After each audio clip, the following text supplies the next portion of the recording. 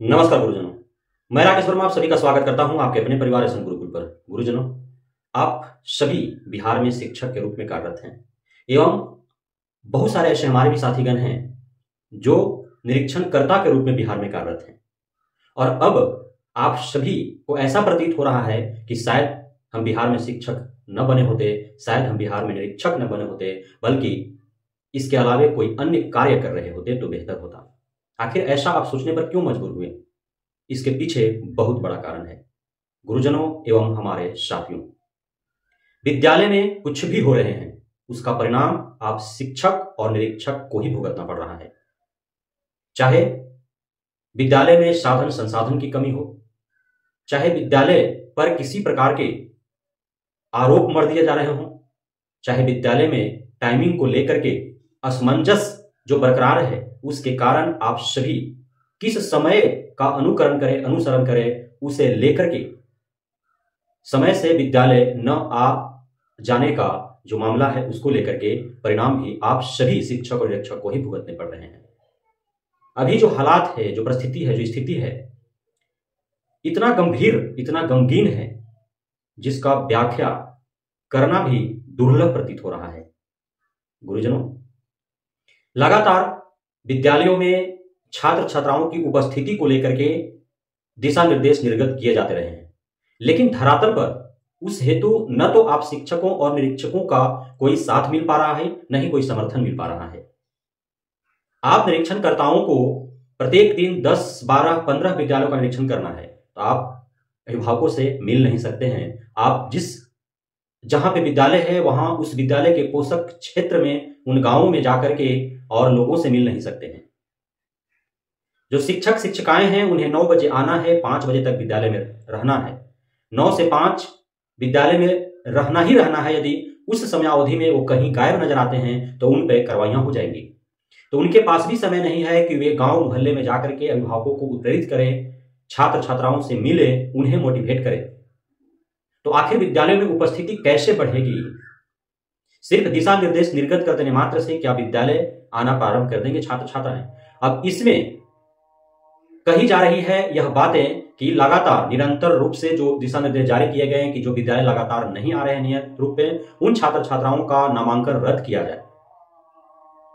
तो नामांकन रद्द किए गए हैं और किए जा रहे हैं, लेकिन पुनः नामांकन लिए जाने का भी दिशा निर्देश तो जारी है शिक्षा विभाग के द्वारा। उसके जो प्रक्रियाएं हैं उन प्रक्रियाओं के तहत नाम जिनका रद्द किया जा रहा है, नामांकन काटे जा रहे हैं नाम, उनके परिजन, उनके अभिभावक छात्र छात्राओं को लेकर के पुनः नाम मांकित करवा रहे हैं और पुनः वे गायब हो जा रहे हैं विद्यालय से बच्चे। तो शिक्षक शिक्षिकाएं करें तो क्या करें, निरीक्षक करें तो क्या करें? कैसे आखिर उपस्थिति बढ़ाया जाए? और इस परिस्थिति में जिन विद्यालयों के उपस्थिति छात्र छात्राओं का 75% नहीं हो पा रहा है, वहां के शिक्षक शिक्षिकाओं के वेतन स्थगित किए जा रहे हैं, निरीक्षणकर्ताओं के वेतन स्थगित किए जा रहे हैं और तब तक स्थगित किए जा रहे हैं जब तक कि उपस्थिति 75% उस विद्यालय का न हो जाए। और मजबूरन वहां के शिक्षक शिक्षिकाओं को यह करना पड़ेगा कि जो भी वैसे छात्र छात्राएं जो 3 दिन, 5 दिन, 1 हफ्ता लगातार नहीं आए हैं, उनका नामांकन रद्द करना पड़ेगा, उनका नाम रजिस्टर से हटाना पड़ेगा, तभी जाकर के उपस्थिति परसेंटेज को वृद्धि होते हुए दिखा पाएंगे। अन्यथा जो वर्तमान हालात है 75% उपस्थिति दर्ज करवा पाना मुश्किल नहीं, नामुमकिन सा नजर आ रहे हैं। यदि इस आधार पर पूरे विद्यालय जो बिहार में लगभग 90-92 हजार हैं, सभी विद्यालयों के लिए जांच किए जाएं तो आधे से अधिक विद्यालय ऐसे पाए जाएंगे जहां पे उपस्थिति 75% आपको नहीं मिलेगा। यदि इस आधार पर शिक्षक शिक्षिकाओं निरीक्षणकर्ताओं के वेतन स्थगित किए जाएंगे तो लगातार 1 साल भी यदि स्थगित कर दिए जाएं तो भी उपस्थिति 75% नहीं हो पाएंगे। इसका सिर्फ एक ही उपाय है कि नामांकन रद्द कर दिया जाए, नाम काट दिया जाए, तभी उपस्थिति प्रतिशत जो है वो वृद्धि दर दिखा पाने में सक्षम हो पाएंगे शिक्षक शिक्षिका निरीक्षणकर्ता। अन्यथा कोई और दूसरा हल है ही नहीं इसका। आप देख पा रहे हैं किस प्रकार से जब कोई जांच कर्मी आ रहा है वहां पे तू में हो रहा है तो उसमें भी कार्रवाई शिक्षक शिक्षिकाओं पर ही हो रही है। आप देख पा रहे हैं जिन विद्यालयों के शिक्षक शिक्षिकाएं 9:05 तक नहीं विद्यालय में पहुंच रहे हैं या फिर 4:50 में ही विद्यालय से निकल जा रहे हैं तो 5-10 मिनट लेट लतीफ होने के वजह से भी उनका उस पूरे दिन का वेतन काट लिया जा रहा है। उन पर विधि सम्मत कानूनी कार्रवाई करने की धमकी दी जा रही है, पत्र जारी कर दिया जा रहा है, कारण बताओ नोटिस जारी किया जा रहा है, स्पष्टीकरण मांगा जा रहा है। अब वहीं आप देखें बीओ ऑफिस में जाकर के, डीओ ऑफिस में जाकर के, अन्य जो शिक्षा विभाग के कार्यालय हैं, सचिवालय हैं, वहां के अधिकारी और अधिकारी कर्मचारी आपको 11 बजे से पहले नहीं मिलेंगे और दोपहर लंच के बाद ही आपको गायब मिलेंगे। तो उन अधिकारी पदाधिकारियों पर कोई कार्रवाई नहीं, लेकिन विद्यालय में शिक्षक और शिक्षकेतर कर्मचारियों पर 5-10 मिनट लेट लतीफ होने के बाद भी उन पर भारी भरकम जुर्माने लाद दिए जा रहे हैं, कार्रवाइयां कर दी जा रही है। इतने तंग आ चुके हैं। आपने देखा किस प्रकार से होली के दिन परीक्षा आयोजित करने का तिथि घोषित किया गया था, शायद उसे तमाम विरोध के बाद जो है वापस ले लिया गया। 25 तारीख वाला शायद 28 तारीख को हो गया। तो क्या विरोध के पूर्व शिक्षा विभाग को नहीं पता था कि बिहार में होली भी मनाए जाते हैं और 25 मार्च को होली है? इसका दंड कौन भुगतेगा? इसके लिए भी तो कार्रवाई होनी चाहिए उन आला अधिकारियों पर। सारे पर्व त्योहार की छुट्टियां गायब कर दे रहे हैं। न ठंड में छुट्टी आपने दिया, न ग्रीष्मकालीन आप छुट्टी दे रहे हैं। आखिर किस प्रकार की ये नौकरी कैसे करेंगे शिक्षक शिक्षिकाएं? सोचने और समझने की आवश्यकता है। तो तंग आकर के वे अंततः क्या करेंगे, जब हर परिस्थिति में झेलना उन्हीं को है। छात्र छात्राएं नहीं आए तो वेतन स्थगित, छात्र छात्राएं परीक्षा में फेल हो जाएं तो वेतन स्थगित, 5-10 मिनट लेट हो जाए तो वेतन कटौती, यदि जो उन पर ज्यादतियां हो रही हैं उनके विरोध में वो खड़े हो जाएं, विरोध में कुछ बोल दें तो एफआईआर दर्ज, वेतन स्थगित, वेतन कटौती, अन्य कानूनी कार्रवाई, पर्व त्योहार का छुट्टी कटौती, ग्रीष्मकालीन और शीतकालीन का छुट्टी कटौती। तो कितना आखिर भुगते हो? साथ ही अभिभावकों का भी प्रेशर, समाज का ही प्रेशर, कामचोर हैं शिक्षक, आलसी हैं शिक्षक, पढ़ाते नहीं हैं शिक्षक, गपास्टिंग करते हैं शिक्षक।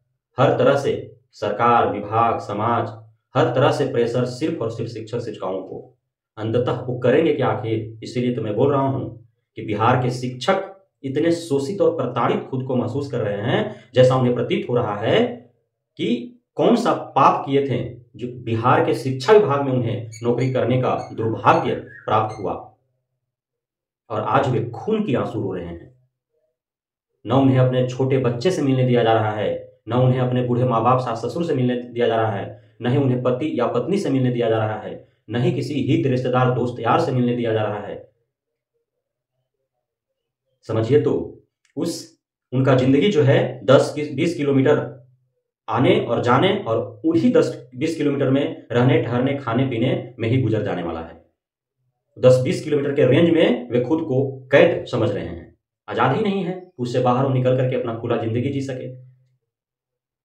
तो इसलिए हो सकता है ऐसा कि ऐसा ही यदि शोषित प्रताड़ित किया जाता रहा लगातार, तो फिर जिस प्रकार से आप देख पा रहे हैं गायब होते हुए शिक्षकों को, भगाड़े शिक्षकों को, त्यागपत्र देने वाले शिक्षकों को, इसी संख्या हो सकता है कि बढ़ जाए।